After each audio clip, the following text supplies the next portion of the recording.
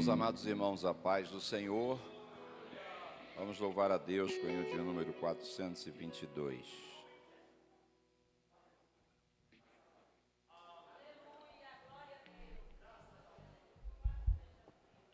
No céu não entra pecado, fadiga, tristeza nem dor. Não há coração quebrantado, pois todos são cheios de amor. As nuvens da vida terrestre não podem a glória ofuscar. No reino de gozo celeste que Deus quis pra mim preparar, irei eu pra linda cidade. Jesus me dará um lugar com os crentes de todas as idades. A Deus hei de sempre louvar. No céu tenho muitas saudades das glórias que lá hei de ver.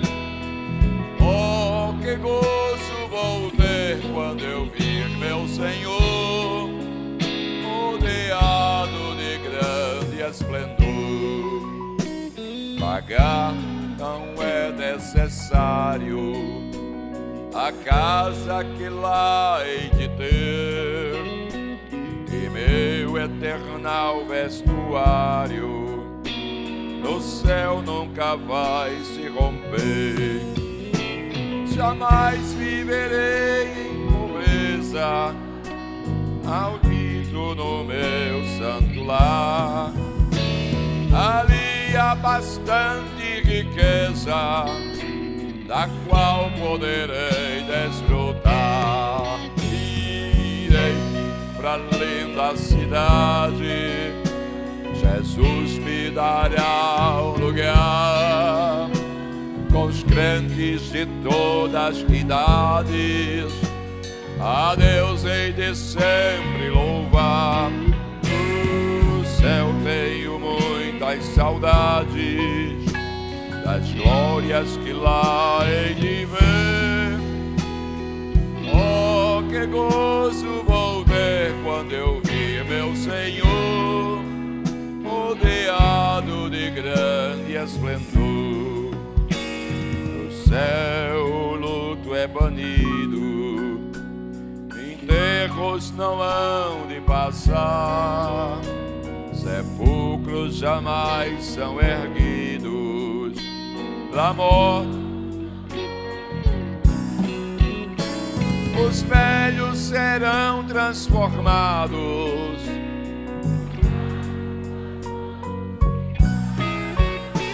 mas asnos por Deus espalhados no céu para sempre brilhar. Irei eu pra linda cidade, Jesus me dará um lugar com os crentes de todas as idades. A Deus hei de sempre louvar. No céu tenho muitas saudades das glórias que lá hei de ver. Oh, que gozo vou ter quando eu vir meu Senhor.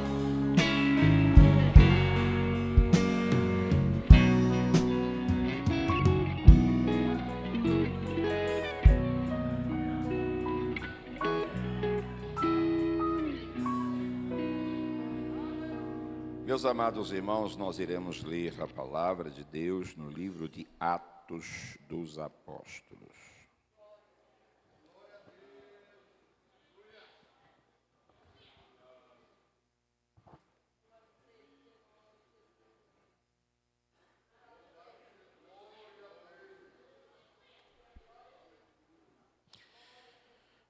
Capítulo 2, 42.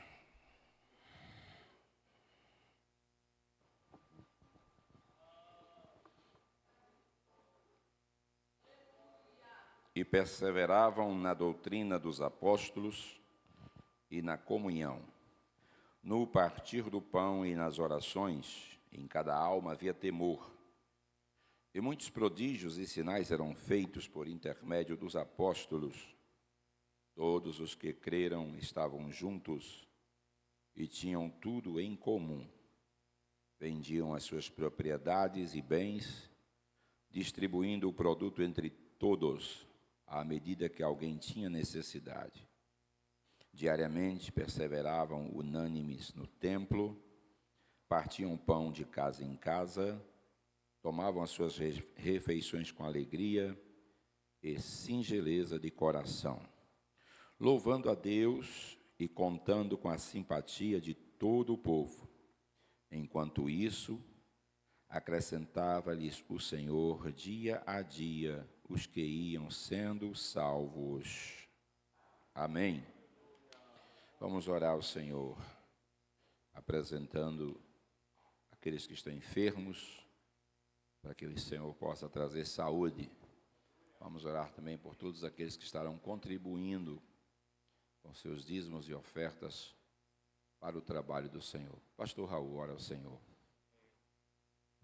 Saudamos a igreja com a paz do Senhor. Senhor, nosso Deus, nosso eterno Pai.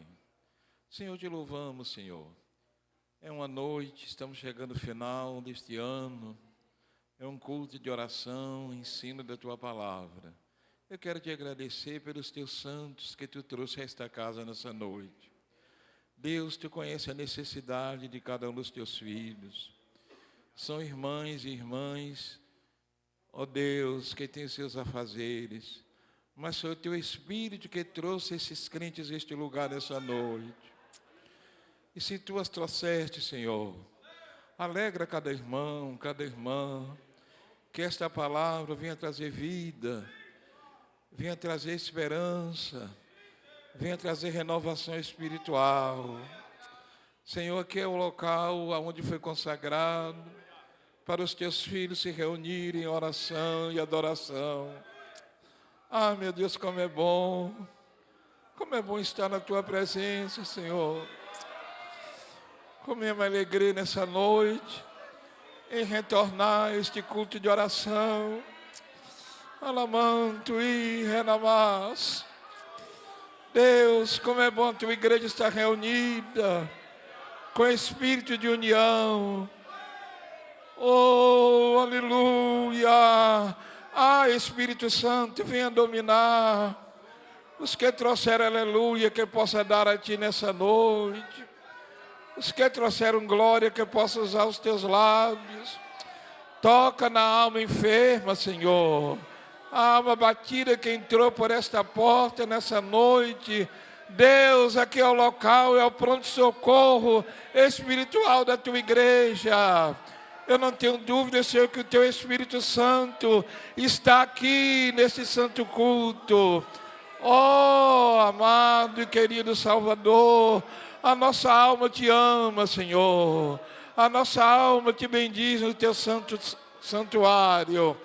Os irmãos que irão contribuir para a Tua obra. A Tua palavra diz que Tu amas os que dão com alegria, prometendo nada faltar. Os que estão enfermos, visita nessa noite com a Tua bênção. Em nome de Jesus. Amém.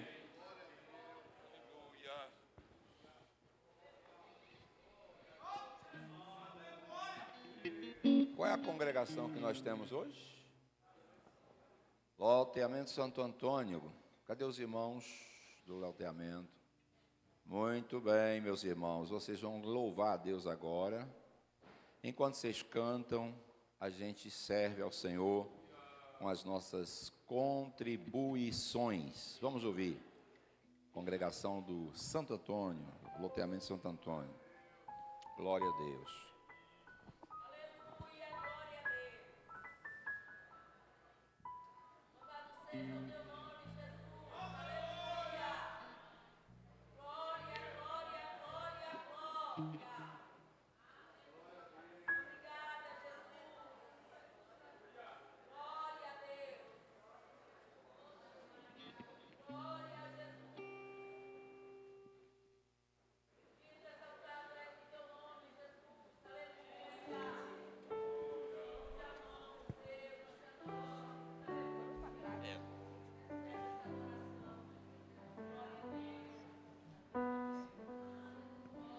Som. Aleluia.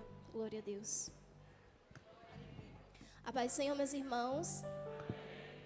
Louvado seja Deus por essa oportunidade. Vamos louvar o Senhor. Hino 525, Vencendo vem Jesus.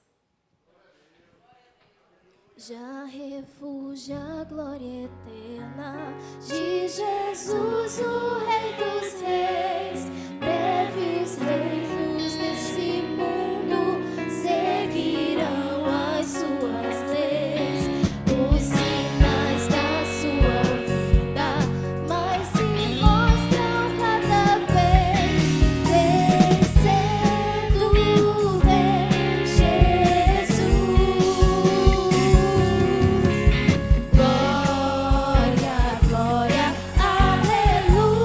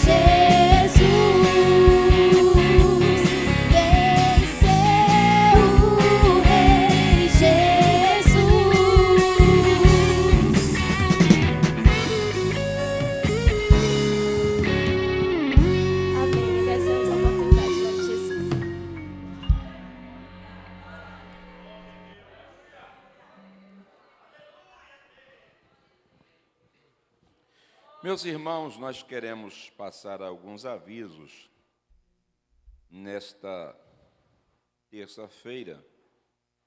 O círculo de oração estará acontecendo em virtude do feriado de quinta-feira. As irmãs estão antecipando para amanhã. Amanhã às 8 horas estará acontecendo o círculo de oração aqui da sede. Todos estão convidados.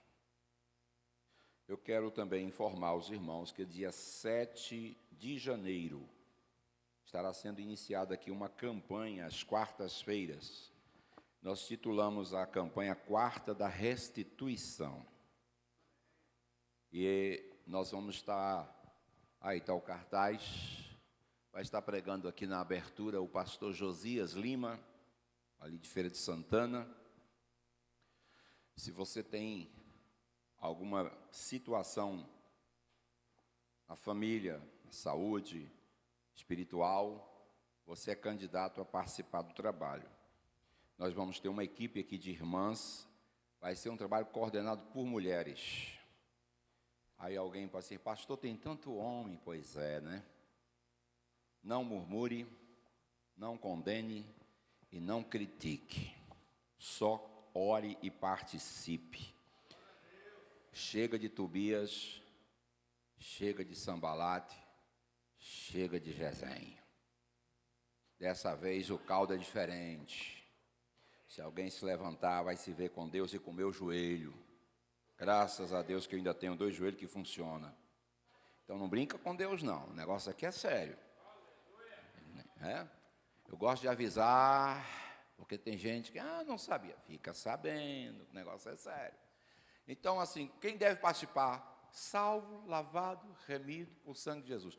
Não quero aqui bode, não quero rebelde, não quero gente mal-humorado. Esse tipo de gente que não quer nada com as coisas, pode ficar em casa. Fique em casa. Não vem me atrapalhar não, pelo sangue do Cordeiro. Agora, quem quer servir a Deus, quem quer vitória, quem quer saúde, quem quer cura, quem quer salvação, quem quer libertação, venha. E você vai ser edificado. Quantos estão? Pode dizer amém? Amém. Pronto, todos que disseram amém vai vir. Glória a Jesus. Aqui tem um fenômeno, já que me falaram, né, que quando chega no final do ano, os crentes viajam. Tenho nada contra viajar, irmão. Agora, se tem uma coisa que me deixa incomodado, é crente ficar em casa. Como é que pode, em pleno domingo, ficar em casa? Que coisa, né? Como a igreja mudou. Até eu vou dar um desconto para alguns irmãos, porque faltou energia em umas bandas da cidade. Então, esses que estavam no escuro, né? Alguns não puderam nem tomar banho, tudo bem. Mas quem estava no claro e ficou em casa, papai do céu vai dar uma puxadinha de orelha. De levezinho para não matar. Mas a gente precisa, irmão, ter compromisso com as coisas de Deus. É engraçado, os natais da igreja mudou, né? Agora não é mais na igreja, é na casa das famílias.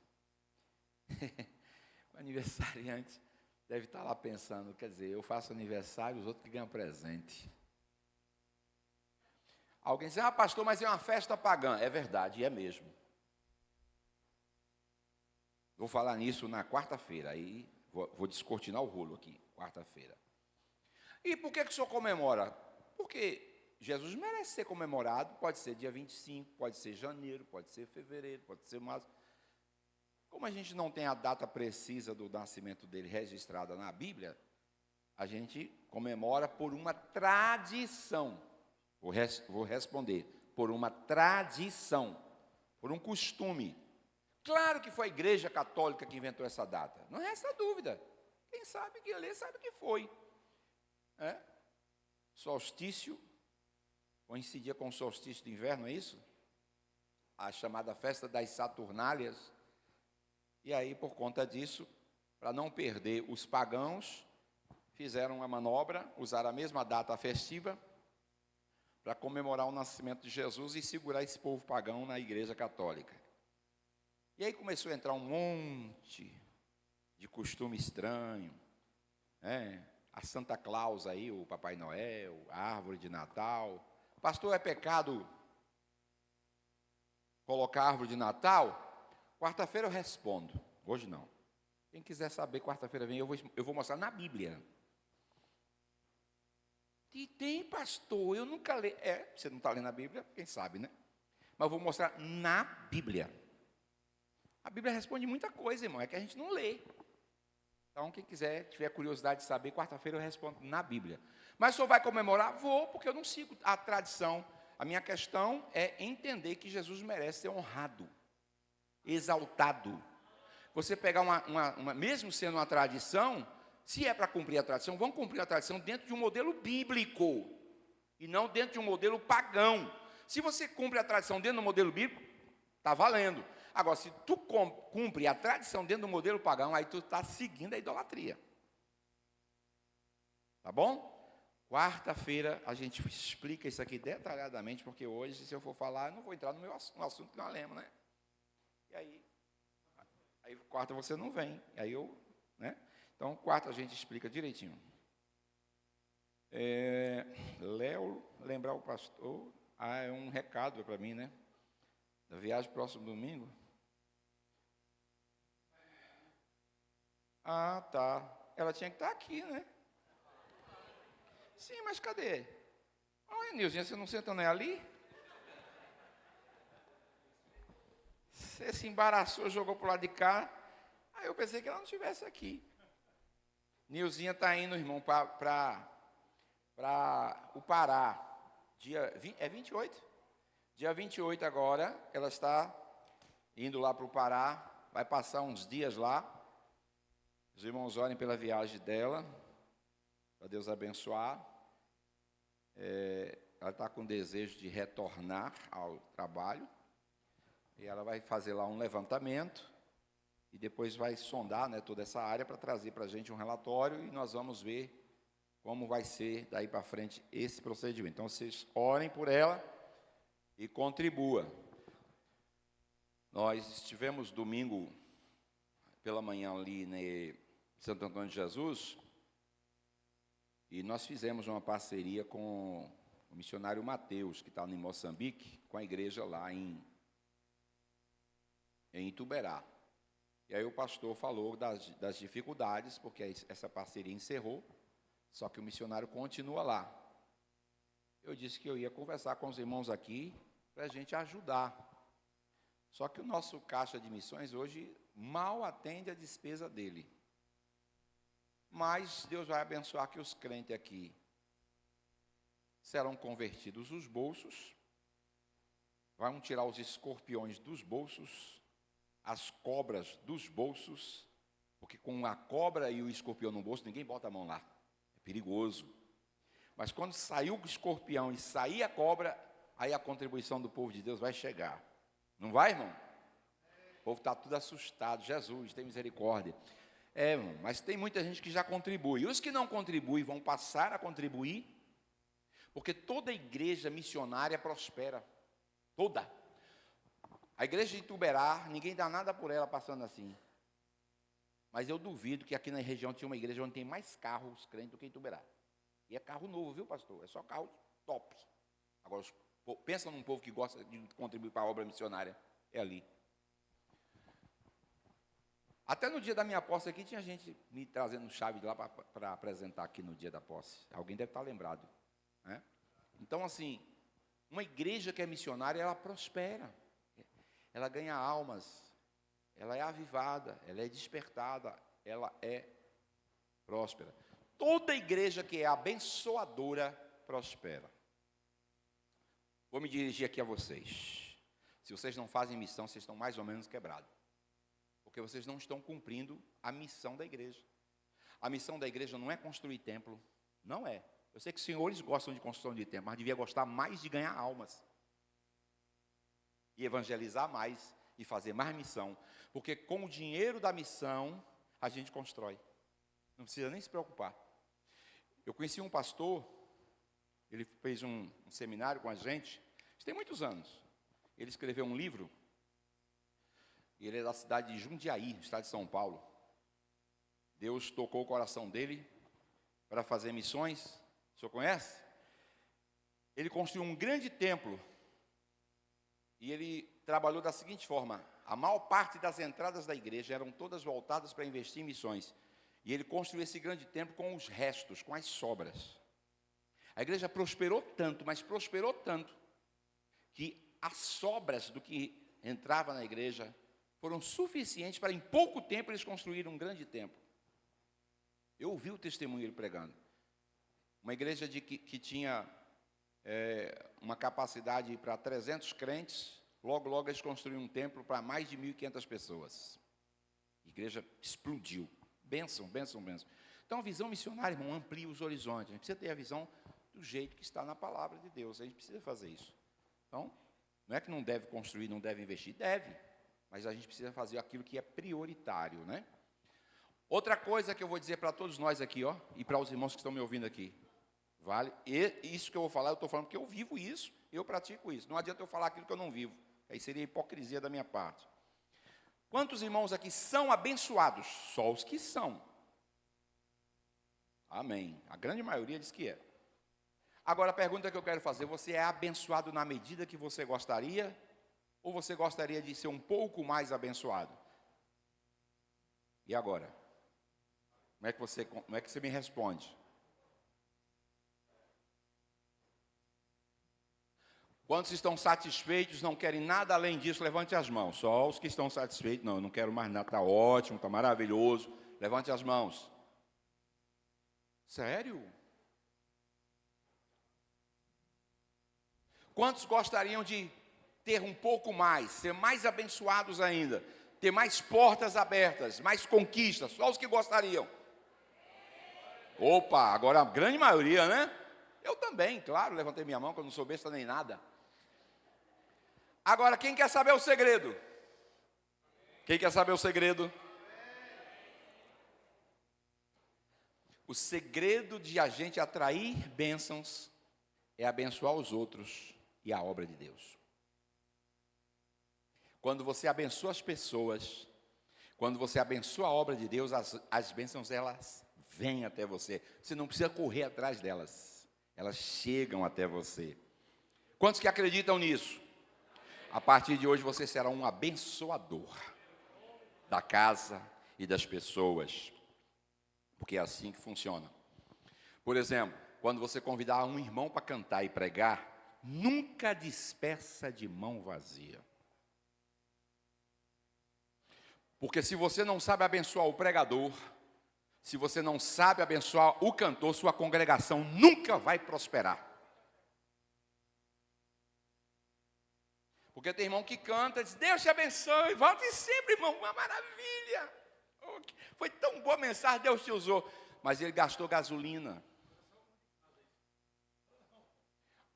É só com os de casa? Pior ainda, santo de casa não faz milagre? Não faz. Santo de casa faz milagre? Não faz, pastor. Às vezes o santo de casa prega melhor do que os de fora. Às vezes o santo de casa canta melhor do que os de fora. E por que a gente não valoriza? A partir de janeiro, agora, a gente vai estar supervisionando tudo. Todos os irmãos que cantar e pregar, eu vou perguntar, te deram quanto de oferta lá? Vou saber. Pastor, virou comércio? Não é comércio, é reconhecimento. E outra coisa, você não dá presente à pessoa porque ela precisa do presente. Você presenteia uma pessoa porque você quer honrar ela. Pois é. Lembra que Jesus, ao nascer, ganhou presente. Quais foram os presentes que Jesus ganhou? Ouro. Nenhum barato, viu, irmão? Todos três caríssimos. Exatamente, presentes de rei. Porque não, vamos dar aqui um sabonetezinho para o irmão que pregou a palavra de Deus no culto. Esses negócios de presente, de coisa, acabou, viu? A partir de janeiro, e não existe mais isso aqui. Acabou. Vai ser honrar com a oferta. E outra coisa que eu quero dizer para os irmãos, quando chegar e tal, o irmão falar nada, assim, meu irmão, o pastor me ensinou, e eu estou esperando a minha oferta.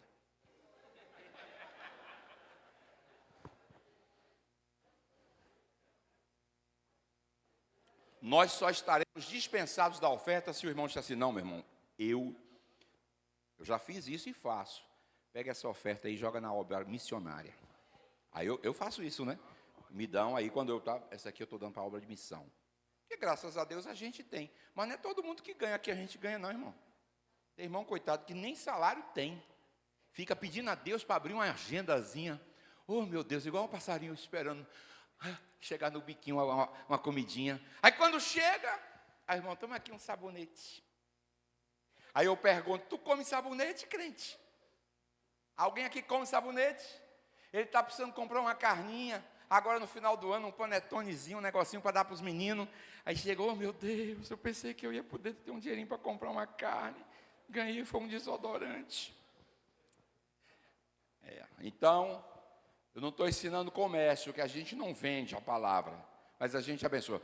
Foi-se o tempo que a igreja não tinha recursos. Graças a Deus, que Deus abençoou, que Deus nos fez prosperar, somos abençoados pelo Senhor, e como somos abençoados, nós temos que abençoar os outros. Quantos de vocês aqui dizem amém? Amém, isso aí. Vocês acabaram de fazer o juramento. Amém, amém, é confirmação. Quantos irmãos concordam, diz amém? Amém, está vendo? Consonância daqui, consonância de lá. Já está registrado no céu. Que tudo que confirmares na terra, será confirmado no... Opa, isso aí. O povo está afiado hoje. Não, agora isso não vale para os de casa. Os que estão em casa, não, pelo amor de Deus. Eu estou em casa, eu vou pregar em casa, eu vou ter que abençoar o irmão em casa. Não, estou dizendo os irmãos que são convidados. Espera aí, porque senão vai ficar complicado. Dentro de casa eu tenho que ser... Não, irmão, aí também aí já está apelando, né? Eu estou falando para quando aqueles que são convidados. Paciência, senão daqui a pouco para cantar aqui o pessoal, não, pastor, minha oferta que eu cantei aqui hoje. Mas, irmão, você congrega aqui, pelo amor de Deus. Não, nesses casos aí não, vamos exagerar também, né? Dia de quarta-feira, irmãos, vai haver aqui uma apresentação de uma peça natalina. Eu sei que muitos irmãos se reúnem com os parentes e as famílias. Eu vou dar um conselho, eu sempre ensino isso em todas as igrejas. Aproveite que seus familiares chegou, traga ele para a igreja. E esse pessoal gosta de assistir essas peças natalinas. Oh, que bom que vocês vieram aqui, vamos todo mundo para a igreja. E aqui eles vão assistir o trabalho e vai ouvir a palavra de Deus. Não fique em casa. Ah, mas a ceia de Natal, come a hora que chegar em casa, irmão. O povo só come ceia. E tem outra tradição que não tem nada a ver com a Bíblia, viu? Que tem que comer meia-noite. Aí a gente fica... Eu fui na casa de uns parentes, eu com uma fome... Eu falei, espera meia-noite. Eu falei, gente, vocês me desculpem que eu vou jantar. Porque esse negócio de esperar meia-noite já foi, meu irmão. Aí tu ficar com fome até meia-noite com essa tradição besta. Que isso, pastor? Para mim é besta. Você não concorda, o problema é seu. Para mim é besta. Tem que esperar meia-noite para comer? Não, deu 8 horas, estou com fome, bota aqui, irmão, minha jantinha. Me dá aí meu café, meu negócio, vamos fazer meu... Tudo bem. Quem quer guardar suas fomes para meia-noite, aí é um problema seu. Mas não respeita a minha fome, tá? Não é não? A minha fome deu mais cedo, como mais cedo, qual é o problema? Bom, mas aí é uma coisa que fica a critério. Mas se você quer comer 12, 1 hora da manhã, é um direito seu. Não tem problema. Mas vamos nos alimentar primeiro do pão vivo que é descido do céu. Vamos comer o maná primeiro, depois a gente come o outro pão. O coral vai cantar? Também o coral vai cantar. Meus irmãos, estamos chegando também o dia 31, que é a virada do ano. Crente não faz virada do ano em casa, faz virada do ano na igreja. Ah, mas eu tenho um churrasco. Depois da meia-noite você come um churrasco, meu irmão, até amanhecer o dia, sem problema. Se tiver carne para queimar o dia inteiro, sem problema. Glória a Deus, que Deus abençoe e multiplica a picanha. Sem problema. Mas primeiro, a gente recebe o ano na presença do Senhor. Vai haver culto em todas as congregações, porque não tem como a gente reunir o povo num lugar só, né? Aí, a não ser que alguma congregação pequena quiser reunir com outra, aí vocês podem se combinar, não tem problema nenhum. Mas nós vamos receber o ano de 26, cada um na sua congregação. Pois bem, dia 4, nós teremos a primeira ceia do ano, estaremos aqui para participarmos. Faça um compromisso com Deus de não perder, não é? Porque domingo, no dia 4, eu vou perguntar aos irmãos quem aqui participou das 12 ceias do ano de 25. Eu, graças a Deus, não perco ceia. Toda ceia eu tomo. Quando eu não estou aqui, eu tomo em outro lugar. Mas nunca fiquei um mês sem tomar ceia. Graças a Deus. Glória a Jesus por isso. Deve ter alguns aí também, né? Com certeza. Deixa para a gente perguntar no dia. Muito bem. E aí nós vamos parabenizar aqueles que assumirão. Quem não tinha um compromisso do dia 4 vai assumir um compromisso. Quero assumir um compromisso com Deus de esse ano não perder nenhuma santa ceia. Muito bem, meus irmãos. Nós lemos a palavra de Deus. E tem uma irmã até que me fez um pedido aqui.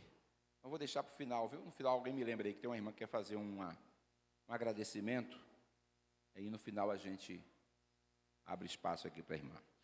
Nós lemos a palavra de Deus em Atos, que é uma passagem muito conhecida, do capítulo 2, quando diz que os irmãos perseveravam na doutrina dos apóstolos e na comunhão, no partir do pão e nas orações. E em cada alma havia temor. Muitos prodígios e sinais eram feitos por intermédio dos apóstolos. Todos os que creram estavam juntos e tinham tudo em comum. Parece uma utopia pensar no que está escrito aqui. Por mais que a gente busque a unidade dos crentes e da igreja, por mais que você estimule, ore, parece que essa é uma realidade muito distante.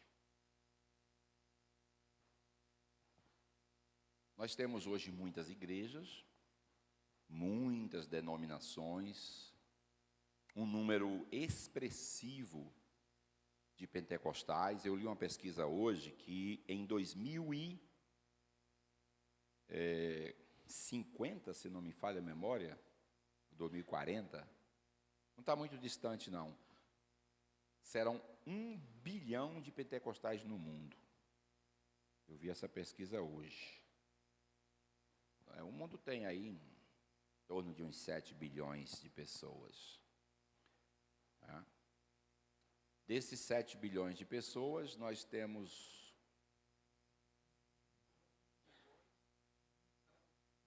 já passou dos 7? Pois bem, então, o povo está crescendo, irmão. O povo está cumprindo o mandamento, né? Crescei e multiplicai, povoai a terra, né? Quando a gente pensa na população da Índia, que é mais de 1 bilhão de habitantes, a população da China, que é mais de 1 bilhão de habitantes, então o negócio é complicado. Pois bem, mas se chegarmos a um número de 1 bilhão de pessoas, como está previsto, realmente é um número muito expressivo, mas, por outro lado, nem sempre o que a gente vê em relação às igrejas muito cheias significa um crescimento saudável. Eu escrevi um artigo uns anos atrás sobre os problemas do gigantismo. Porque todo gigantismo traz alguns incômodos, né? Você já viu quando uma pessoa é muito alta, ela tem dificuldade de achar calçado, tem dificuldade de achar número de roupa, ela tem dificuldade de achar lugar para dormir, porque tem que ser camas feitas sob encomenda, colchão sob encomenda. Então, quem tem uma altura muito avantajada, até para entrar num carro dá trabalho. Então, é os males do gigantismo. Tem um lado que é interessante, mas, por outro, os problemas relacionados a isso. Então, quanto maior é a igreja, quanto mais gigante a igreja, mais problemas ela tem. Não resta dúvida.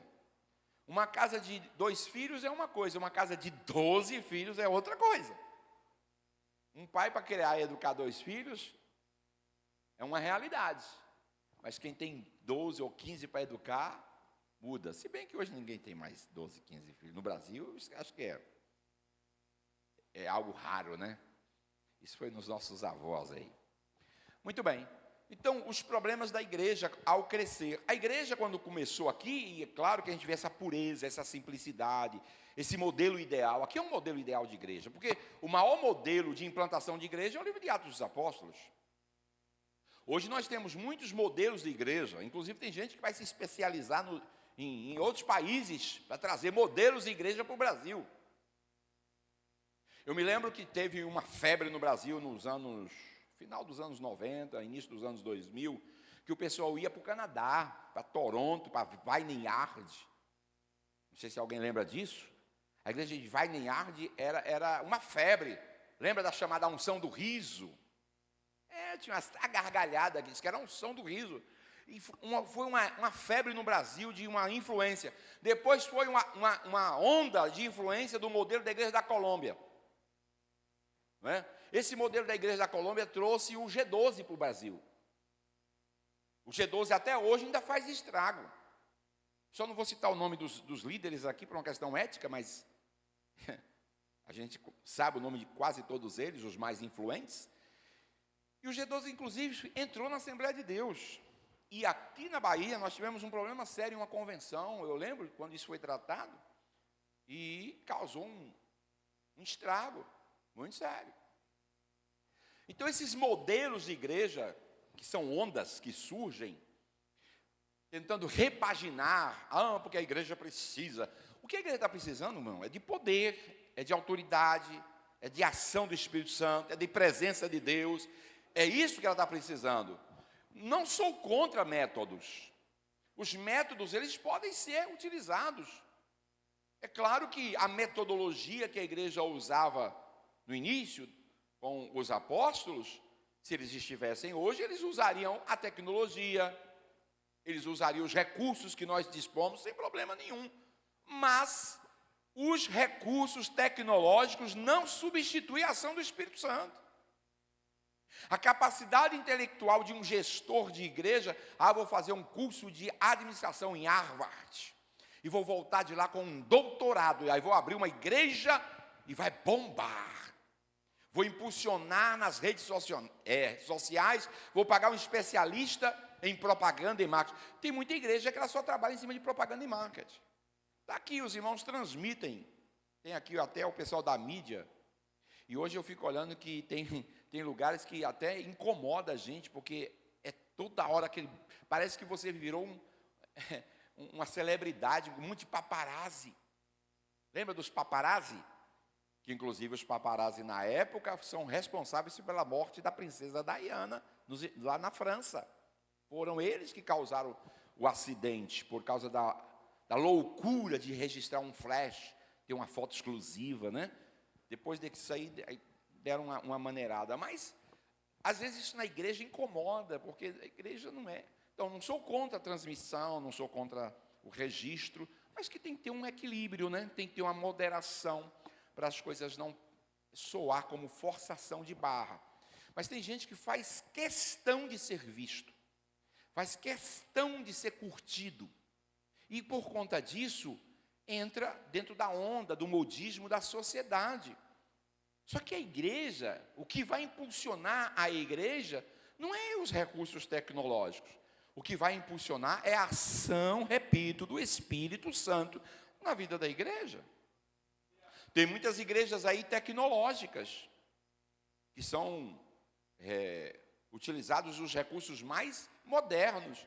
E, no entanto, não tem graça, não tem presença de Deus. Porque muitos cultos viraram espetáculos. Viraram casas de espetáculos. Aliás, tem muitos cantores famosos e pregadores famosos que não sentam num banco de uma igreja comum mais. Eles têm os lugares reservados onde eles frequentam. E muitos desses cantores se tornaram pastores, líderes, criaram os seus próprios ministérios. Só da Assembleia de Deus eu conheço mais de uns 10 famosos que criaram seus ministérios. Não se submetem a ninguém. E a gente, como pastor, deveria rechaçar isso, condenar isso. Eu não vejo ninguém condenando isso, ou pelo menos quase a gente não ouve falar nada. E essas pessoas a gente dá espaço, dá púlpito, dá palanque, dá convite. Não, irmão, isso não é evangelho. Me desculpe, mas isso não é evangelho. É usando o evangelho como ferramenta para autopromoção pessoal. Se você me provar o contrário, fique à vontade para me desdizer. E contra fatos não há argumentos. Mas eu quero me voltar para o que me interessa, que é a igreja dos Atos dos Apóstolos em Jerusalém. Aqui os irmãos perseveravam em quê? Na doutrina. Uma igreja pentecostal ou uma igreja avivada, uma igreja despertada, uma igreja carismática, ela precisa valorizar a sã doutrina. Mas o que é afinal doutrina? Doutrina são os ensinos normativos que estão fundamentados na Bíblia Sagrada. Existem 3 tipos de doutrina: de Deus, dos homens e dos demônios. Repito, doutrina de Deus, dos homens e dos demônios. Existem ensinos que estão nas nossas igrejas, que são doutrinas ou são chamados de doutrinas, mas elas não têm fundamentação bíblica. Mas pode? Claro. Não é pecado ter a igreja suas tradições, suas doutrinas, seus usos, seus costumes. A Assembleia de Deus sempre foi considerada uma igreja rígida em relação aos usos e costumes. Principalmente no que se refere à vaidade da mulher, né? Mas hoje a igreja Assembleia de Deus relaxou. E pior que as pessoas que muitas vezes mais escancaram isso é os que conhecem, os que nasceram nela. Eu dou um desconto para quem veio de outra igreja, eu dou um desconto para quem teve uma outra formação, eu dou um desconto para quem veio do mundo. Mas filho de assembleano, criado na Assembleia de Deus, fazendo tudo que o mundo faz. Nada. Na igreja ABC faz. Só que aqui não é a igreja ABC. A igreja aqui é a Assembleia de Deus. É por isso que tem muitas igrejas. Quem quer porta larga, vai achar a igreja aí da porta larga. É só ir para lá. E lá fica à vontade, faz o que quiser, o que vier na cabeça. Depois a gente vai ver na eternidade, no final das contas, o que vai acontecer com essas pessoas. Eu não quero correr esse risco. Mas se alguém quiser correr o risco, está avisado, né? Então, as nossas doutrinas fundamentais assembleanas, ela sempre foi muito simples. Agora, nessa convenção, eu vi o pastor Douglas Batista reforçando a nossa doutrina fundamental, que é a base, é o fundamento da Assembleia de Deus. Jesus Cristo salva, Jesus Cristo cura, Jesus Cristo batiza com o Espírito Santo e leva para o céu. Ou seja, esses 4 fundamentos sempre foram o norte, os pilares da Igreja Assembleia de Deus. A sua doutrina soteriológica, a salvação, que é muito simples, né? E a gente fala e tem que ensinar isso de escola dominical, de criança, desde o jardim da infância até os adultos, mostrando qual é esse fundamento que é fundamentado nas Escrituras Sagradas. E quando a gente fala destas doutrinas, elas são bíblicas, a gente chama de doutrinas ortodoxas. Porque o que é ortodoxia? A ortodoxia quer dizer ser fiel à verdade. Então, se nós somos fiéis à verdade que está descrita na palavra, somos ortodoxos, né? Isso é ortodoxia. Mas não basta só ortodoxia, tem que ter ortopraxia. O que é ortopraxia? É a prática da vida cristã. É o viver cristão. Não tem que só ter o discurso, tem que ter também a prática e o exercício. Eles perseveravam na doutrina dos apóstolos. Os apóstolos, inclusive, foram considerados os mais eminentes, colunas da igreja. Quando a gente fala de coluna, a coluna é a sustentação. Então, a igreja estava sustentada na doutrina dos apóstolos, que, por sua vez, a doutrina dos apóstolos é a mesma doutrina de Cristo. A doutrina do pastor precisa ser a doutrina dos apóstolos, que precisa ser a doutrina de Cristo. Paulo mesmo disse: se eu chegar aqui com outro ensino diferente desse que eu vos tenho anunciado, não me recebam. Ou se alguém trouxer um evangelho diferente desse, seja anátema. Então, a doutrina é o ensino normativo. E aí você vai encontrar ensino na Bíblia sobre a salvação, sobre Deus, sobre o Cristo, sobre redenção, sobre expiação, sobre santificação, sobre os batismos, sobre vida futura, sobre vida cristã, sobre ética, sobre igreja, né? Sobre vários e vários assuntos. Esse conjunto a gente chama de teologia sistemática. Teologia sistemática, geralmente são 12, são as principais divisões da teologia que a gente estuda, geralmente num curso, mas não necessariamente só no curso. Você pode estudar em casa, lendo a palavra de Deus e conhecer como é que é a doutrina sobre Cristo, sobre Deus, sobre o Espírito Santo, sobre a igreja, sobre as últimas coisas. Esse conjunto a gente chama de teologia sistemática. Então nós precisamos perseverar nessas doutrinas que são apostólicas. Além de perseverarmos na doutrina, precisamos perseverar na comunhão.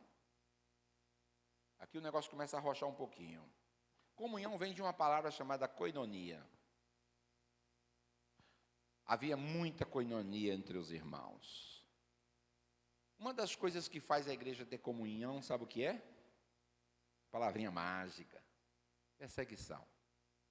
Quanto mais a igreja é perseguida, mais ela tem comunhão. Quanto mais a igreja é aplaudida, mais ela se divide. Igreja que é aplaudida pela sociedade, igreja que é frequentada pelos políticos, igreja que dá palanque para os políticos, é uma igreja doente e dividida. Eu não conheço uma igreja onde os políticos têm acesso que tenha unanimidade na igreja. Eu duvido. Me aponte uma. A não ser que aqui isso acontece. Se isso acontecer, é um caso para eu estudar pela primeira vez. Que eu nunca vi na minha vida uma igreja onde tem unanimidade. Assim, não, pastor, aqui os crentes votam tudo naquilo que o pastor diz. É unanimidade. O pastor pode ser candidato, irmão. Aí é que ele se ferra mesmo. Ele não vai ter, às vezes, o voto nem da família dele, quanto mais do povo. A função da igreja não foi, não é e nunca será essa. Pastor, mas e a política? Como é que fica? Fica no lugar dela. Fica no lugar dela. E a igreja fica no seu lugar separado. Lá fora, você é político. Aqui você é crente, membro. Você pode ser político crente, mas aqui dentro, esse negócio não, porque até hoje, eu nunca dei oportunidade a um político para falar na igreja. Não dou. Se vier, trato bem, mando receber com honras, porque é meu dever honrar as autoridades. Está aqui o nosso fulano de tal, os irmãos querem receber com honra. Seja muito bem-vindo, Sua Excelência. Volte sempre, que Deus te abençoe. Mas vamos ouvir agora uma palavra. Aí tem assim: eu quero cumprimentar os irmãos com o pastor. Crente, glória a Deus! Pastor, prega, ele não dá um amém. E na hora que o cidadão que não é crente pega e começa a cumprimentar, os crentes ficam pentecostal. Oi, mulher, já está parecendo até um pastor. Tem gente que diz: ele está parecendo até um pastor. Está falando tão bonito. Vai te converter, ô incrédulo. Você não sabe honrar nem o teu pastor. Tu quer com esse discurso enganar quem? Então, eu entendo que cada qual no seu devido lugar, irmãos. Respeito, trato bem, mas a igreja de Cristo, ela tem dono. E o dono não é uma política, não. O dono é Cristo. E a gente tem que respeitar esses limites.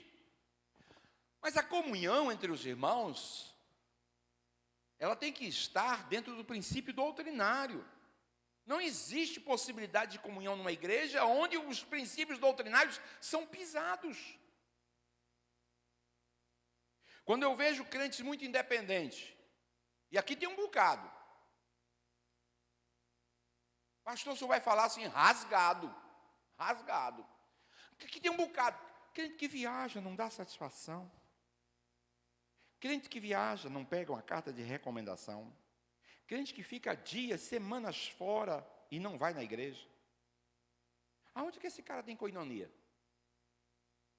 Em que terra? Porque koinonia é a necessidade de estar perto um do outro. Koinonia é a necessidade de compartilhar algo com o outro. Koinonia é o prazer de congregar junto. Koinonia é o prazer de comer junto. Koinonia é o prazer de orar junto. Koinonia é o prazer de dar e ser abençoado juntos. Não existe koinonia eu e eu. Oh, com bom e com suave é que os irmãos vivam em desunião. Oh, quão bom e quão suave é que os irmãos vivam separados. Oh, quão bom e quão suave é que os irmãos vivam distantes uns dos outros. Você sabia que nem os demônios são desunidos? Sabia sim ou não? Pois é, até lá existe organização e respeito à hierarquia. Os demônios se respeitam.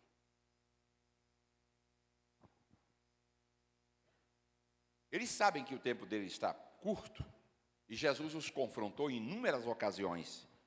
E uma vez ele disse, por que viestes nos atormentar antes do tempo? Eu me lembro que Paulo uma vez estava fazendo um trabalho evangelístico, missionário, e foi incomodado por uma moça, que toda vez que ele passava, ela fazia uma declaração, e verdadeira, viu? Esse aí é um homem de Deus, santo homem de Deus. Estava falando uma verdade? Estava, mas estava endemoniada, possessa. Aí, Paulo foi lá e expulsou os demônios que estavam naquela moça, e ela era adivinha, adivinhava e dava muito lucro aos seus senhores. Depois que ela foi liberta, os camaradas que exploravam aquela menina perderam a fonte de renda, né? E agora se voltaram contra Paulo. Mas o que a gente quer chamar a atenção é que, a respeito, até no mundo espiritual, a Bíblia diz que os demônios, eles se sujeitam a nós. Não por causa de você, mas por causa da autoridade de quem está em você. Então, a autoridade de Jesus na vida do crente faz ele te respeitar. Ele não respeita o curso, a função, o diploma. Ele respeita a autoridade de Jesus na sua vida. Aí ele respeita. Eu vi um irmão fazer um comentário de alguém aí, alguma coisa. Quem quiser, pega a sua parte, que eu vou falar aqui agora. Vou falar por enigma. Quem falou vai receber o que eu estou dizendo. Alguém acha que o ato de expulsar demônio, o camarada pode expulsar de qualquer maneira. Basta, em nome de Jesus, está repreendido. É porque tem muita gente que, infelizmente, deixa de ler a doutrina, a Bíblia, e vai na onda dos outros. Esse é um problema. Porém, a casa de Cefas tinha 2 jovens. E eles viam Paulo expulsar o demônio, achavam aquilo bonito, né? Aí disse, olha, vamos expulsar esses demônios também. Quando chegou lá, disse, olha, eu os conjuro, em nome do Cristo que Paulo serve, sai deles. Os demônios riram e disseram, nós conhecemos Jesus, nós conhecemos Paulo, mas vocês, quem são vocês? E partiu para cima daqueles 12 moços, deram-lhe uma surra muito bem dada, deixaram eles quase nus, e eles envergonhados, surrados, voltaram para casa, sem conseguir expulsar os demônios. Demônio não respeita o nome de Jesus na vida de atrapalhado, não. Demônio não respeita o nome de Jesus na boca suja de alguém, não. Ele só respeita o nome de Jesus em quem tem a autoridade do nome de Jesus. E quem não está na comunhão do Espírito Santo não tem autoridade para expulsar demônio. Porque hoje está uma onda no mundo, no Brasil, essa onda é recente, mas essa onda já vem de alguns anos nos Estados Unidos, dos desigrejados, dos crentes que não congregam, obreiro que não congrega. Aqui tem presbítero mesmo que não vem em culto de segunda-feira. Não sei como é que é presbítero. Mal discipulado, mal formado. Porque se tivesse estrutura, se tivesse um bom discipulado, estava aqui no seu devido lugar. Porque tem gente assim, mas foi na crise do pastor fulano das quantas. Que doença é essa que não sara? Virou câncer? Que doença é essa que não sai? É crônica. Isso virou o quê? É uma doença que virou, uma gripe que virou tuberculose? Pneumonia que não sara? Porque assim, eu entendo você adoecer por um período, tratar e ficar bom, mas eu não consigo entender como é que crente fica doente 5, 10, 15, 20, 30 anos. Quando vai assim, pastor, mas é porque o irmão falou mal de mim. Quantos anos tem, irmão? Tem 30 anos. É porque aconteceu aqui nessa igreja um terremoto. Quantos anos tem? 50 anos. Você está vivendo o terremoto de 50 anos, rapaz? Que conversa é essa? Eu não consigo conceber na cabeça como é que as pessoas param no passado. O texto bíblico diz, olhando para Jesus, autor e consumador da fé. Nossa visão é para frente, não para trás. Mas tem gente que o tempo todo é rememorando o passado. Eu era, eu fui, eu fazia, eu cantei, eu preguei, eu expulsei demônio, eu orei, Jesus curou. E hoje? Hoje não acontece mais. Por que não acontece mais? O problema está em nós. O Espírito Santo não mudou. Jesus não mudou. Agora, nós mudamos. Agora, um dos segredos chega num culto de oração como hoje aqui, você não ouve oração de quase ninguém. Oração de igreja batista, tradicional. Que, aliás, tem um cara batista entre nós aqui. Tradicional. Não fica assustado, não. Vou apertar um pouquinho mais. Por quê? Eu entendi que a Igreja Assembleia de Deus aprendeu nos cultos de oração e doutrina a orar com fervor. Não há lágrimas. A gente não ouve ninguém falando em línguas estranhas. Aí tem que fazer festa para trazer um avivalista. Pastor, traz um pregador avivalista, pastor, para a gente se alegrar e falar em língua estranha. Toma vergonha, irmão. Pastor, o senhor está me ofendendo. Não estou te ofendendo. O que te ofende é o pecado. Verdade não ofende ninguém. Só ofende quem está no pecado. Aí a gente não ora mais, não lê a Bíblia mais, não consagra mais no jejum e fica falando mal da igreja. Está falando mal de você mesmo. Você é o quê? Não é igreja? Tem alguma igreja aqui? Pronto, você é igreja. Se você é igreja, faça seu papel de igreja. Cumpra seu papel de igreja. Viva o papel de igreja. Se cada um sair daqui com essa visão, no próximo culto todo mundo vai chegar aqui orando, conversando, falando, clamando, chorando, quebrantado, pedindo socorro, lamentando as suas misérias, confessando os seus pecados, abandonando as práticas erradas e olhando para Jesus e não para a vida de A, B, C e D.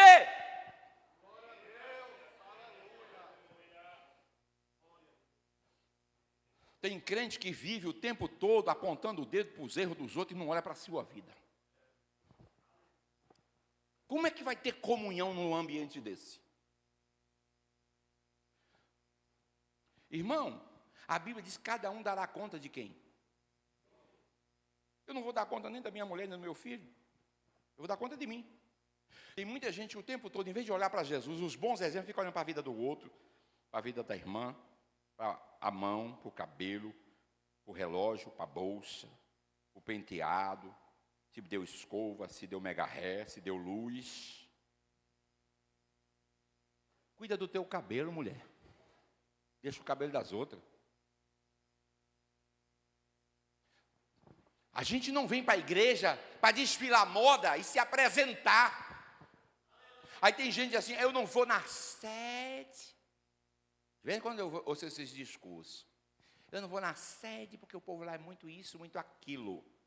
Não é nada. E se era, não vai ser mais, porque o couro vai comer aqui dobrado, direto. Do que é errado, meu irmão, não tem conversa. Isso aqui não é passarela para desfile de moda. Ah, mas tem uma irmãzinha que está desfilando. Deixa ela com Deus e a gente depois cuida disso. Você tem que olhar para Jesus. Você não veio para a igreja aqui para olhar a roupa e o sapato dos outros, a gravata do irmão, o terno do irmão, a marca do relógio do irmão. Para com isso, rapaz. Olha para a palavra. Olha para o Espírito Santo. Olha para o que Deus tem para a tua vida. Deixa a vida dos outros.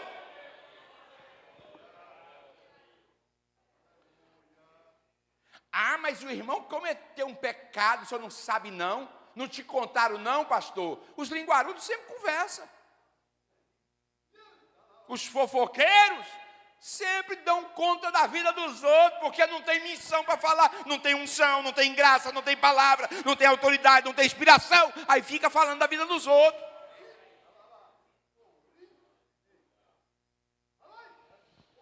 E às vezes o que está falando é mais sujo do que pau de galinheiro.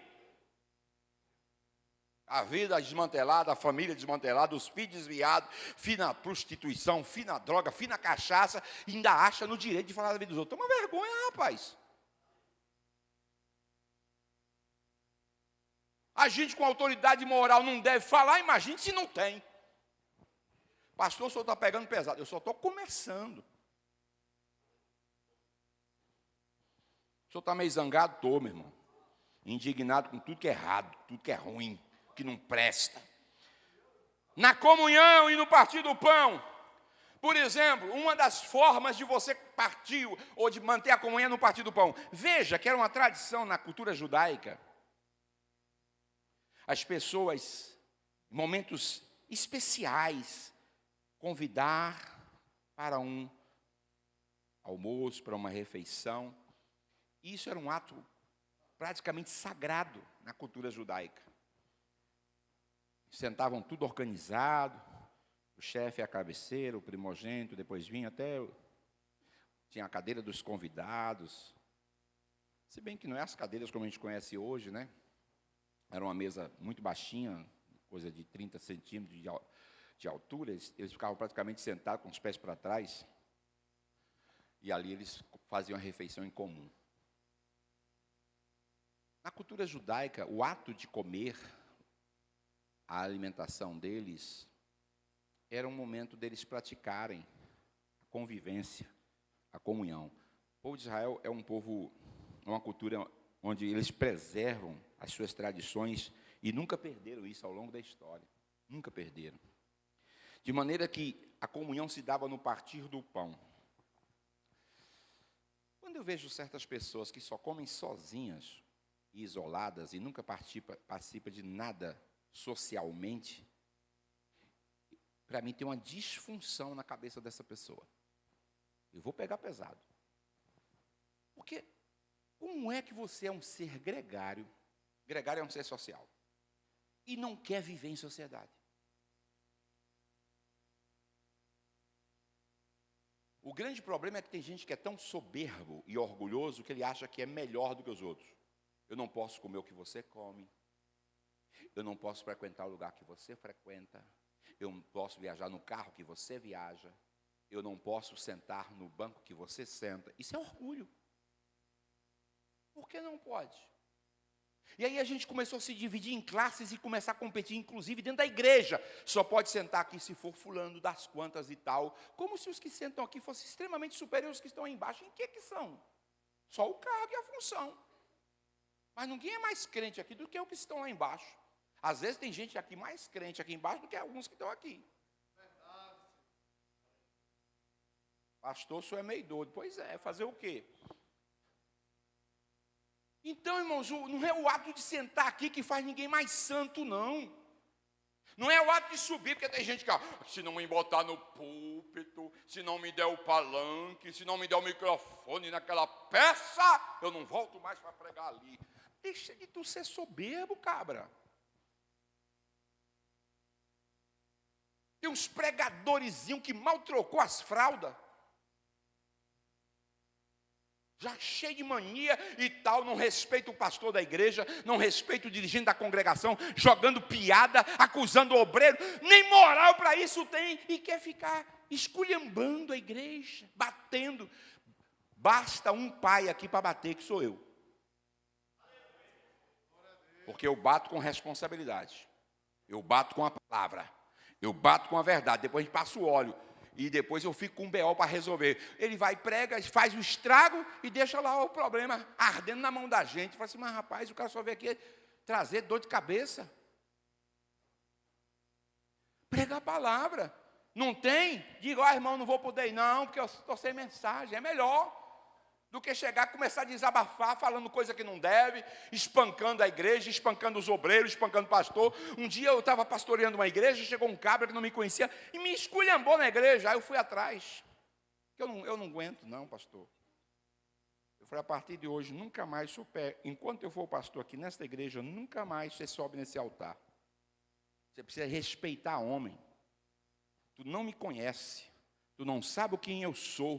Você não tem um direito e autoridade. Porque quando é de Deus, irmão, eu baixo a cabeça, ouço e recebo. Quando é de Deus, agora desaforo de homem, não. Orgulho de desaforo de homem. Se respeite. Você quer ser respeitado? Respeite os outros. Mas tem uns cabras que acham, e aí quando pega o microfone, quer passar por cima de todo mundo. Vai caçar o que fazer, rapaz. Prega a palavra. Nós precisamos manter a unidade e a comunhão. E a comunhão ali se dava na igreja, eles tinham tudo em comum. Até porque as perseguições, as lutas eram tão intensas que não tinha jeito, tinha que estar juntos para se autoproteger. Era um cuidando do outro, era um protegendo o outro, era um preocupando com o outro. A coisa era tão séria ali, em relação a todas essas questões, que eles eram orientados para não pesar a igreja, devido aos compromissos que ela tinha, de cuidar dos órfãos, de cuidar das viúvas. É tanto que os diáconos foram instituídos para essa missão. Os diáconos não foram instituídos para poder tirar oferta na igreja, para distribuir ceia na igreja, não. Isso aí foi nós que criamos depois. Mas os diáconos, eles foram instituídos para cuidar das casas dos órfãos e das viúvas, fazer a ação social da igreja. Foi para isso que eles foram nomeados. Mas ali, os irmãos participavam na comunhão, no partir do pão e nas orações. Porque as orações eram feitas onde as pessoas podiam compartilhar suas necessidades. Hoje, misericórdia, hoje tem Deus que me guarde de eu contar minha necessidade na oração. Se eu contar, está na rua, pastor. Se eu contar, daqui a pouco todo mundo está sabendo da minha vida. E o pessoal começou a se travar. Talvez seja até por isso que o povo não ora mais para ninguém ouvir. Fica tudo assim, ó. Com medo do irmão da esquerda, da direita ouvir oração e bater com a língua nos dentes. Tem gente que está traumatizado. Traumatizou, não ora mais voz alta de jeito nenhum. Porque se alguém ouvir misericórdia, eu não sei quem é que vai estar ali do lado. Vai que um na frente, um atrás, ouve a minha oração. E aí usa isso como arma. E isso está trazendo problemas espirituais. Porque aí os crentes agora, em vez de ter liberdade de clamar, estão com medo de orar. Difícil dar aleluia agora, hein? Mas ali havia em cada alma temor. Muitos prodígios e sinais eram feitos por intermédio dos apóstolos. Porque onde há comunhão, atrai os milagres de Deus. Onde há comunhão, atrai a ação do Espírito Santo. Quando nós não formos ilhas, eu tenho batido nisso, igreja não pode ser ilha. Está aqui os irmãos lá do loteamento Santo Antônio conosco. Mas lá não é outra igreja, não. É a mesma igreja. É o mesmo ministério. Tudo bem que tem um obreiro lá que está o dia a dia. A gente só supervisiona, vai de vez em quando. Mas somos o mesmo ministério. Aí se a gente fala assim, vamos fazer uma festa reunida. Não, nós queremos a nossa. Vamos fazer uma festa. Não, nós queremos a nossa diferente. Vamos cantar o hino. Não, a gente vai cantar o nosso. Isso vira uma guerra, irmão. Quando vai fazer um trabalho que tem que unificar, não vou. Se for para ser na sede, eu não vou. Se for na congregação tal, não vou e não vou. Ah, espírito de teimosia. Quantos obreiros sofrendo, igreja sofrendo, porque não existe mais comunhão. Aí a gente pensa que a comunhão da igreja é só o ato da ceia, né? Ou aí na ceia, e é engraçado que eu estou assistindo cá. Na ceia, todo mundo fica crente, fica quebrantadinho, um monte sai da moita, fica 2 meses na igreja. Ai, eu vim para a ceia, ainda diz assim, vou para a minha ceia, vou tomar minha ceia. A ceia agora é dele, não é da igreja, é dele. Vou lá para a minha ceia. Aí, passa o mês todinho sem pisar os pés na igreja. Inclusive, eu vou tratar na próxima reunião de ministério que crente só vencer, eu vou disciplinar. Porque segunda-feira é comunhão. Circo de oração é comunhão. Escola bíblica dominical é comunhão. Culto de domingo à noite é comunhão. Os trabalhos da igreja de evangelismo é comunhão. Que negócio que comunhão é só ceia? Onde é que você aprendeu isso? Em qual Bíblia? A minha não tem isso. Pastor, o senhor está errado. Eu vou mostrar para você se eu estou errado. 46 do mesmo texto. Diariamente. Perseveravam unânimes no templo. E partiam o pão de casa em casa. E tomavam as suas refeições com alegria e singeleza de coração. Quantos dias da semana? Quantos dias da semana? Diariamente. Pastor, mas aquele povo não tinha o que fazer. Era um monte de desocupado, desempregado. É mesmo? Você está julgando que você não conhece? Você tem coragem de abrir a boca e dizer isso sem ter conhecimento de causa? Você é muito petulante, muito ousado. Cuidado do que você anda falando. Meu querido irmão, a grande questão é como funciona a nossa escala de prioridades. Se a minha escala de prioridades, Deus estiver em primeiro lugar, as coisas corretas no seu devido lugar, eu vou sempre saber separar o tempo de estar na casa do Senhor. Se você só tem um dia livre da semana para estar na casa do Senhor, aquele dia então você tem que se reservar para a casa do Senhor. Pastor, eu queria estar na segunda, na terça, mas eu trabalho, eu estudo. Perfeito, irmão. Mas qual é o dia que você tem folga? Domingo. Então você vai para onde domingo? Para onde? Para onde, irmão? Para a igreja. Aí alguém diz assim, pastor, mas e o meu lazer? Nas suas férias. Meus passeios nos feriados. Eu não sou contra ninguém fazer seu lazer, seus férias. Nas férias, quando você tiver os feriados, viagem. Boa viagem, irmão. Agora, todo domingo, pastor, não vou não, porque hoje eu vou para a pizzaria. O culto termina 8h30, irmão. A pizzaria fecha 11. Você tem 2h30 para comer uma pizza. Você não precisa nem de meia hora para comer uma pizza. Tem gente com 5 minutos já comeu, foi uma toda. Que conversa é essa, gente? Isso não tem cabimento, não entra. Então, aí a gente fica naquele saudosismo, porque fazia a igreja e era e tal. Mas havia temor, as pessoas perderam o temor. Porque o temor do Senhor é o princípio da sabedoria. Então, quando havia o temor a Deus, a gente tinha o prazer, a alegria. Hoje, quando a gente fala na casa de Deus, assim, negócio de igreja todo dia. Você está enchendo o saco, não sei para quê. A gente está enfadado das coisas espirituais. A gente enfadou do sagrado. Então, vamos cantar.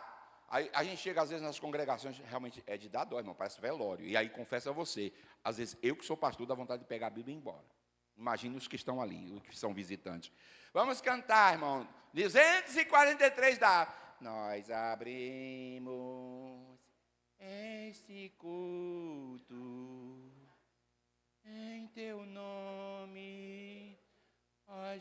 Jesus Cristo.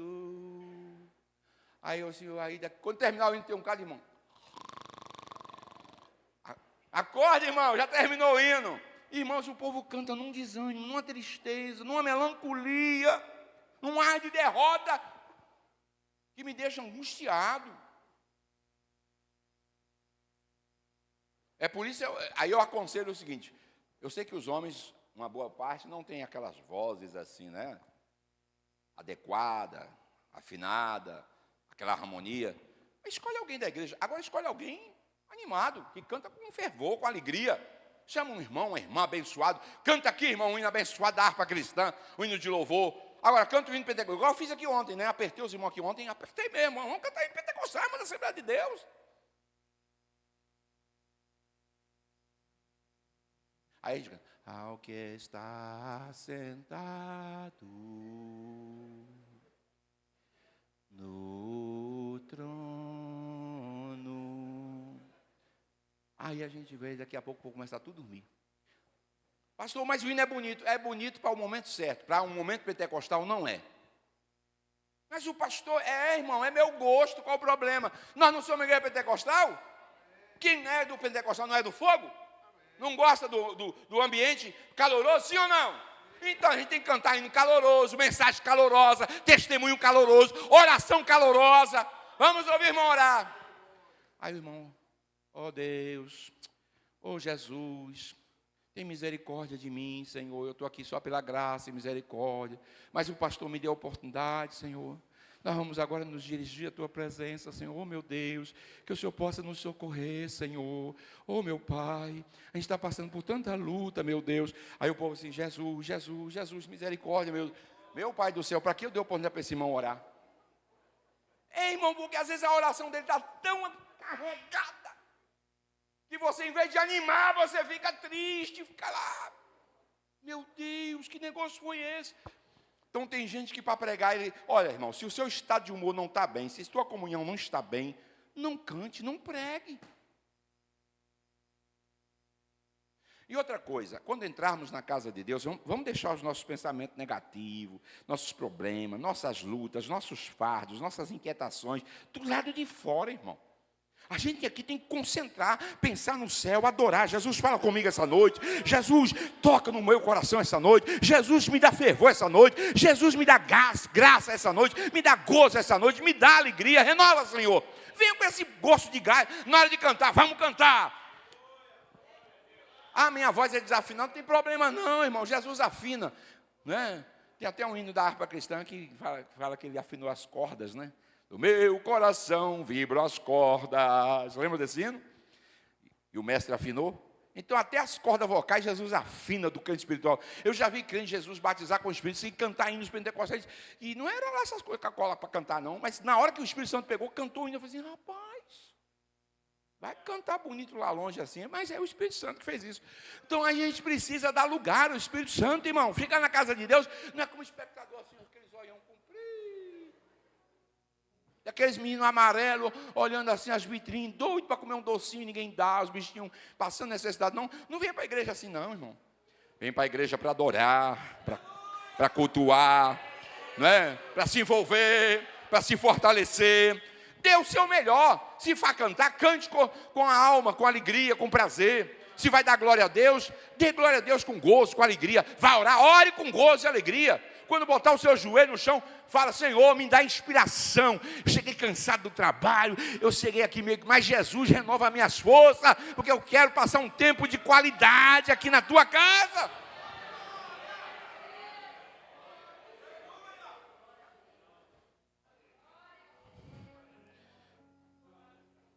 Louvando a Deus, contando com a simpatia de todo o povo. Enquanto isso, acrescentava o Senhor dia a dia os que iam sendo salvos. A última parte aqui para a gente ir embora. Contava com a simpatia. Irmão, quando o mundo vê a gente como seres antipáticos, o negócio não está bom, não. Se até o mundo está vendo a gente, os crentes antipáticos.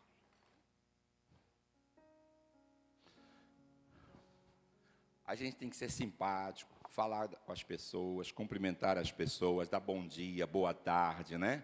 Ô, meu amigo, como foi seu dia? tudo bem. Às vezes uma simples palavra, irmão, pode mudar o dia daquela pessoa.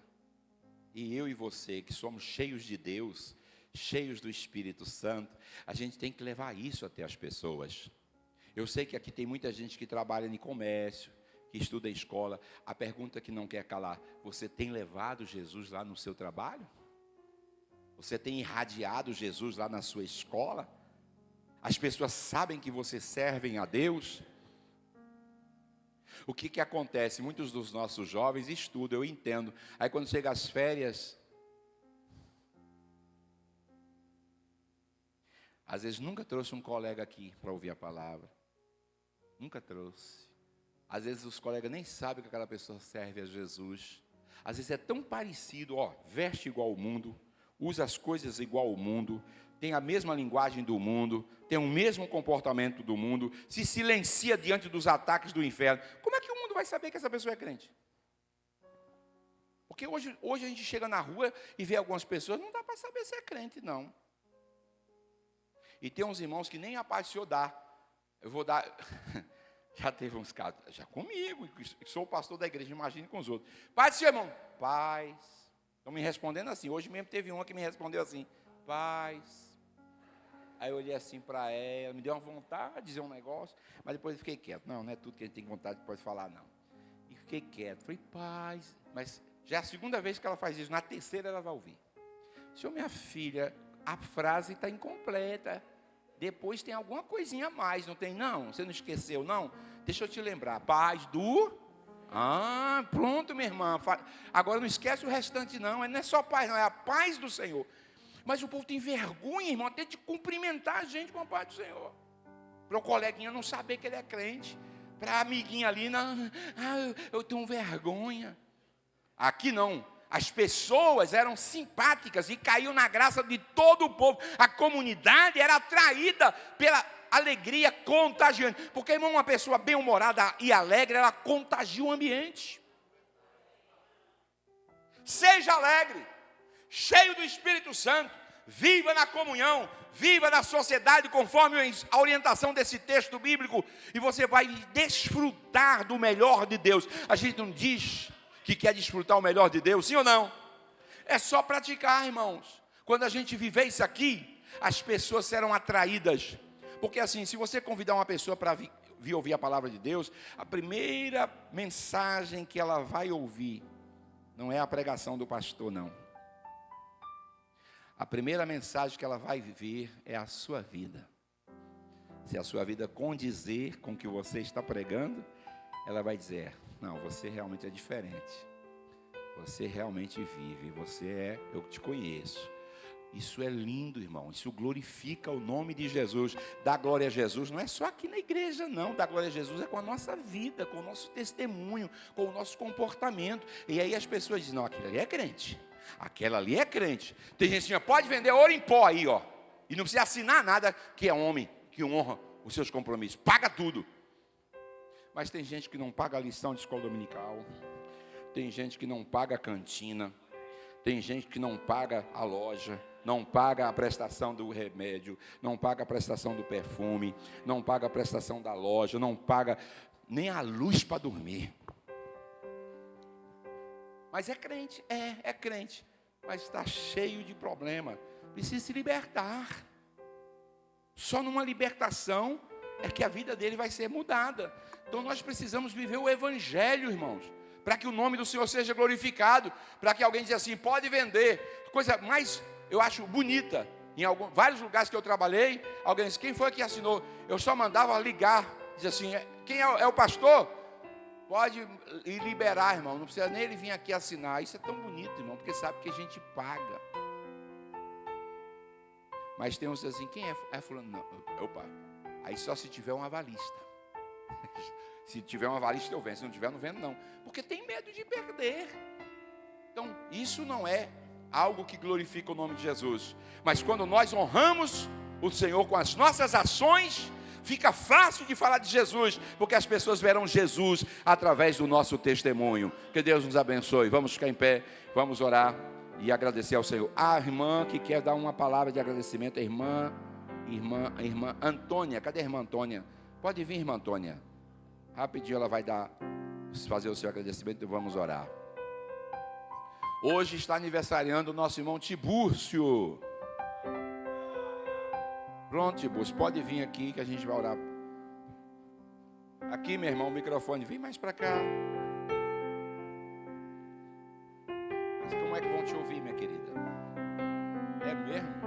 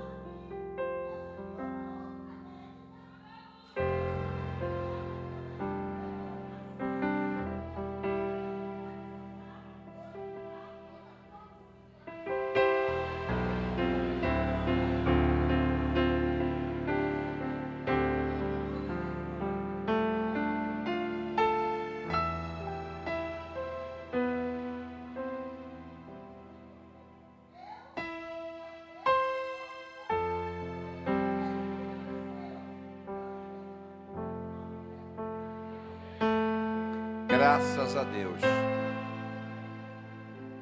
Amanhã, lembrando a todos, será círculo de oração. Então, essa semana, por conta do feriado, foi antecipado, viu? Para amanhã, todos estão já cientes. Vamos orar. Tetel, você está aniversariando também, né? Foi dia 17? Ah, 17 foi a filha. Só inverti. Você foi 12. 12 de dezembro, a filha foi 17. Tibúrcio é hoje? Muito bem. Se tiver mais alguém aí aniversariando, viu? Pode vir. E a gente... Pastor Gilberto está pedindo os irmãos do curso do MMI para permanecer após a oração. Pastor Gilberto, pode orar ao Senhor. Meus irmãos, a paz do Senhor Jesus. Graças a Deus, Deus continua fazendo milagres para que o nome dele continue sendo glorificado através das nossas vidas. Vamos agradecer o Senhor. Deus eterno e justo, nós queremos te dar graças nesta noite, Pai. Mais uma vez, Senhor, pela oportunidade de estarmos aqui nesta noite, na Tua presença. Te agradecemos pela Tua palavra ministrada nesta noite, pelo Teu Filho, Pai. Que a mesma encontre guarida em cada coração, Senhor, para transformar, nos renovar e mudar cada vida, Pai, conforme o Teu propósito. Quero te apresentar os Teus filhos que nesta noite, ó Deus, estão aqui diante do altar, Senhor, para receberem oração por mais um ano de vida que o Senhor lhes concedera. Pai, continue abençoando os Teus filhos e multiplicando esta data por muitos e muitos anos. Permanece com a Tua igreja, Senhor, continua cumprindo o Teu propósito, pois somos dependentes do Senhor. Pai, que a Tua mão esteja sobre cada um de nós, nos sustentando e nos fortalecendo em um nome de Jesus. Leva-nos em paz aos nossos lares e dá-nos uma boa noite em continuidade na Tua presença. É isto que nós te pedimos em um nome de Jesus. Amém. Que a graça do Senhor Jesus Cristo, o amor de Deus nosso Pai e a comunhão do Espírito Santo permaneça com todos os salvos, desde agora e para sempre. Todos dizem: 2000